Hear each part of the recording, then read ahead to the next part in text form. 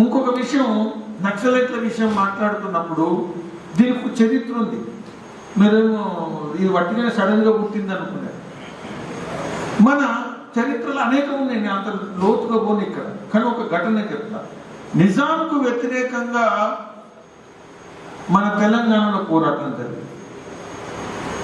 నిజాంకు వ్యతిరేకంగా పోరాటం జరిగినటువంటి, దేశ స్వాతంత్రం కోసం అనేక పోరాటాలు ఎక్కడ జరిగినాయో అట్లనే నిజాంకు వ్యతిరేకంగా కూడా పోరాటం జరిగింది.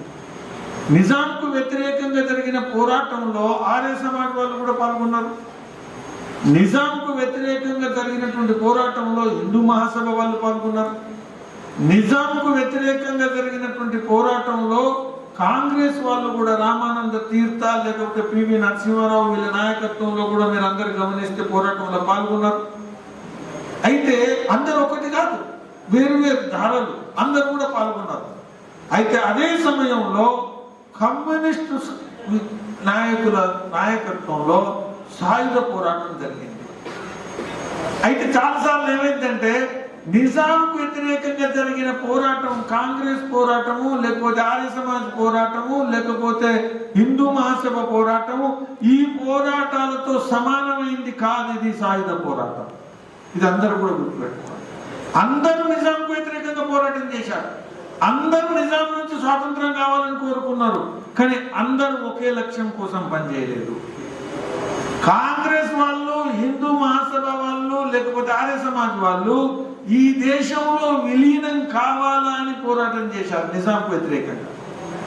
కానీ సాయుధ పోరాటము, తెలంగాణ హైదరాబాద్ రాష్ట్రం ఏదైతుందో అది స్వాతంత్రం పొందిన తర్వాత అది స్వాతంత్ర దేశంగా ఉండాలని పోరాటం చేయడం జరిగింది.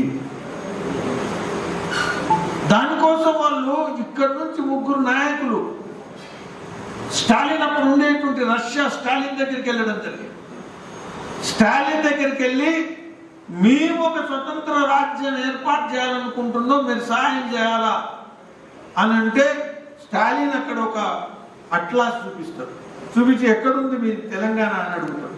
అంటే ఇక్కడ ఉంది అని అన్న తర్వాత అని అంటాడు, ఇక్కడ సముద్రం లేదు, ఆడ పక్కన బార్డర్ లేదు, కాబట్టి బార్డర్ లేదు, సముద్రం లేదు, నేను రష్యా నుంచి సామాను పంపిస్తే ఎక్కడి నుంచి ఎక్కడికి వస్తుంది, సాధ్యం కాదు, మూర్ఖులు మీరు వెళ్ళండి అంటారు. ప్రజాస్వామ్యంలో మీరు పోరాటం చేసి విప్లవం పట్టుకురాలని అంటాడు. సరే, ఆ తర్వాత సిపిఐ సిపిఎం ఇవన్నీ మనకు తెలుసు. అయితే ఈ ప్రజాస్వామ్య వ్యవస్థను విశ్వసించకుండా, ఈ ప్రజాస్వామ్య వ్యవస్థ ఒక బూటకమని, ప్రజాస్వామ్యం ద్వారా ఏం లాభం లేదని, ఈ విధమైనటువంటి సిద్ధాంతం ఏదైతే ఉందో ఈ ప్రజాస్వామ్యాన్ని బూర్జువా ప్రజాస్వామ్యం, బూటక ప్రజాస్వామ్యం అని వ్యతిరేకించి సాయుధ విప్లవం ద్వారా మాత్రమే నిజమైన ప్రజాస్వామ్యం వస్తుంది, నిజమైన రాజ్యాన్ని మేము ఏర్పరుస్తామని నక్సలైట్లు ప్రారంభమయ్యారు.